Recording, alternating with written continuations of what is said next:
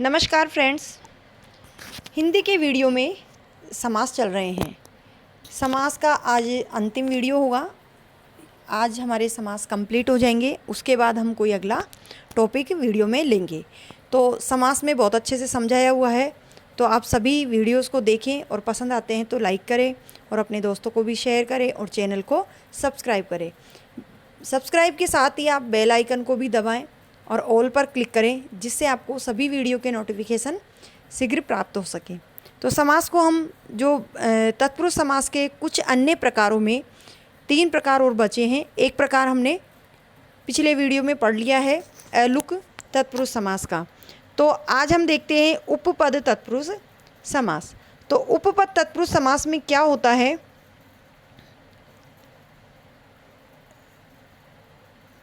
उपपद तत्पुरुष समास, जिस समास में उपपद बाद वाले शब्द, मुख्य शब्द से जुड़ने वाले शब्द प्रत्यय का महत्व होता है।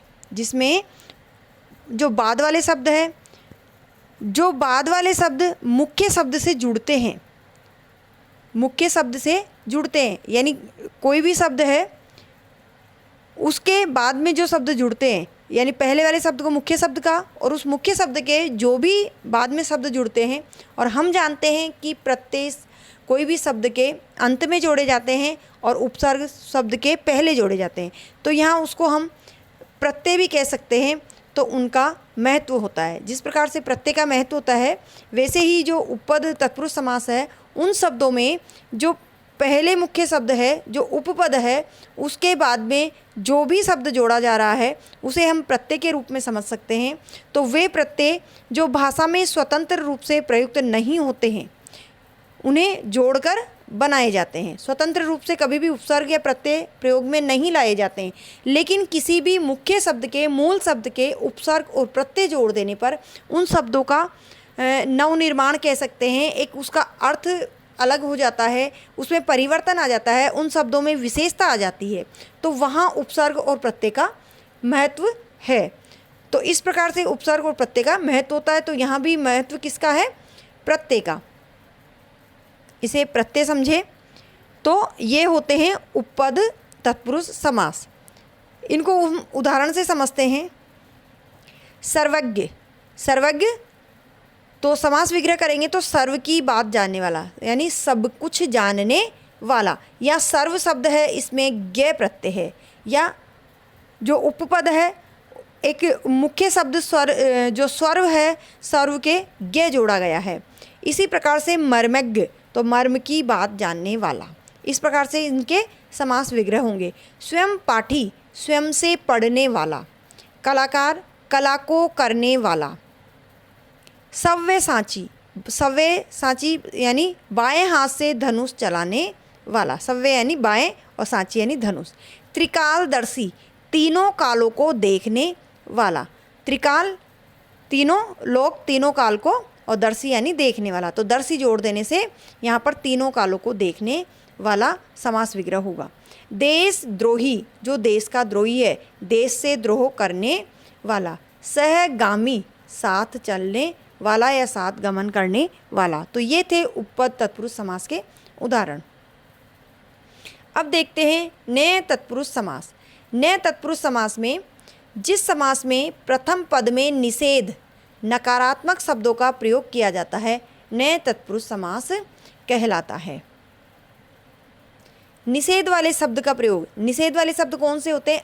अ, न, मत, इस प्रकार के जो होते हैं, उपसर्ग के रूप में अ या अन उपसर्ग जोड़कर नहीं का अर्थ बताने वाले शब्दों में नए तत्पुरुष समास होता है। यानी किसी भी शब्द के अ या अन जोड़ने से उसका अर्थ नकारात्मक हो जाता है, उस शब्द को नहीं के अर्थ में हम समझते हैं। तो पसंद, पसंद के यहाँ लगाया ना, तो ना पसंद, जो पसंद नहीं हो। समास विग्रह करेंगे तब उसी नापसंद शब्द को हम जो पसंद नहीं हो लिखेंगे। अनाथ, अ लगा दिया नाथ के, तो जिसका कोई नाथ नहीं हो। नाथ यानी जिसका कोई स्वामी नहीं हो, जिसका कोई अपना नहीं हो, वह उसको हम अनाथ कहते हैं। गैर जिम्मेदार, जो जिम्मेदार नहीं है, यहाँ गैर उपसर्ग लगा दिया गया है। अनुचित, अन प्लस उचित, यहाँ अन उपसर्ग है जो उचित नहीं है। अनुदार, जिसमें उदारता का भाव नहीं है, अन उदार। नक्षत्र, जो कभी क्षरण नहीं हो, क्षय नहीं हो, जिनका कभी क्षय नहीं हो सकता, वह नक्षत्र। हम जानते हैं जो नक्षत्र है अंतरिक्ष में, उनका कभी कोई क्षरण नहीं होता, तो नक्षत्र। नगण्य, जो गणने योग्य नहीं हो, गणने के न उपसर्ग लगा दिया गया है, न उपसर्ग जोड़ने के बाद वह नकारात्मक अर्थ देता है। ना लायक, यहाँ लायक शब्द के ना जोड़ने से जो लायक नहीं हो समास विग्रह होगा। आगे देखते हैं हम चौथा प्रकार, लुप्त पद तत्पुरुष समास, जिसे मध्यम पद लोपी पद तत्पुरुष समास भी कहते हैं। मध्यम पद यानी जो दो पदों के बीच में जो शब्द जोड़ा गया है लुप्त रूप में है, वह मध्यम पद या मध्य लुप्त पद तत्पुरुष समास कहलाता है। जिस समास में कारक विभक्ति के साथ साथ, हम जानते हैं तत्पुरुष समास में कारक विभक्तियाँ होती है, जहाँ कारक विभक्ति हमें स्पष्ट रूप से दिखाई दे रही है वहाँ तत्पुरुष समास होगा, और वो जिस प्रकार की विभक्ति होगी उसी के अनुसार उसी कारक के नाम से वह तत्पुरुष समास जाना जाएगा। लेकिन लुप्त तत्पुरुष समास में कारक विभक्ति के साथ साथ कुछ पदों का भी लोप कर दिया जाए तो वहाँ लुप्त तत्पुरुष समास होता है। जैसे समस्त पद रेलगाड़ी और समास विग्रह होगा रेल पर चलने वाली गाड़ी। अब यहाँ पर तो विभक्ति चिन्ह है कारक का, में पेपर जो अधिकरण कारक होता है उसकी विभक्ति है, परंतु गाड़ी के पहले चलने वाली कुछ शब्द है, कुछ पद है, जिससे ये लुप्त पद तत्पुरुष समास कहलाएगा। वायुयान, वायु में चलने वाला यान, वायु में, यहाँ वही अधिकरण तत्पुरुष समास है, लेकिन चलने वाला शब्द और पद भी जोड़ दिए गए हैं, इसलिए ये लुप्त पद तत्पुरुष समास है। बैलगाड़ी, बैलों के द्वारा चलने वाली गाड़ी, के द्वारा वही करण तत्पुरुष समास में आता है, लेकिन साथ में यहाँ पर चलने वाली शब्द भी लुप्त है। बैलगाड़ी में चलने वाली पदों या शब्दों के लुप्त होने के कारण यह लुप्त पद तत्पुरुष समास है।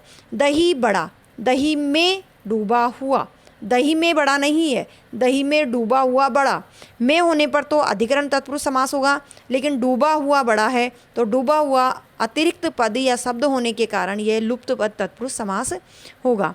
वन मानुष, वन में रहने वाला मानुष, मानुष या मनुष्य, इसे हम मानुष भी लिख सकते हैं। और वैसे भी ज़्यादातर समास में या संधि में उन्हीं शब्दों का प्रयोग किया जाए जो इधर समस्त पद में है, तो वो ज़्यादा शुद्ध माना जाता है। तो वन में रहने वाला मानुष या मनुष्य, तो यहाँ भी में अधिकरण तत्पुरुष समास में है, लेकिन रहने वाला अतिरिक्त पद होने के कारण ये लुप्त पद तत्पुरुष समास है। गुड़धानी, इससे पहले है पवन चक्की, पवन से चलने वाली चक्की, से साधन है, से द्वारा यानी कि करण तत्पुरुष समास। अगर से किसी साधन या माध्यम के साथ यूज किया जाए तो वहाँ करण तत्पुरुष समास है, और यदि दूसरे पद से अलग होने के अर्थ में प्रयोग किया जाए तो वहाँ अपादान तत्पुरुष समास होगा। तो यहाँ से के साथ में चलने वाली अतिरिक्त पद भी है, इसलिए ये लुप्त पद तत्पुरुष समास है, पवन चक्की। इसी प्रकार से गुड़धानी, गुड़ में मिली हुई धानी, में तत्पुरुष समास के लिए, लेकिन मिली हुई दो अतिरिक्त पद होने के कारण गुड़धानी लुप्त पद तत्पुरुष समास। पकौड़ी, पकी हुई बड़ी, यहाँ कोई कारक चिन्ह नहीं है, हुई बड़ी, तो यहाँ पर पकौड़ी लुप्त तत्पुरुष समास। जलयान, जल में चलने वाला यान, में और चलने वाले यान, दो अतिरिक्त पद। पर्णशाला, पर्णों से बना घर, से यानी से द्वारा किससे बना है, पत्तों के द्वारा, तो करण तत्पुरुष के साथ साथ यहाँ पर बना अतिरिक्त शब्द है, पद है, वो पर्णशाला में लुप्त है, इसलिए लुप्त तत्पुरुष समास होगा।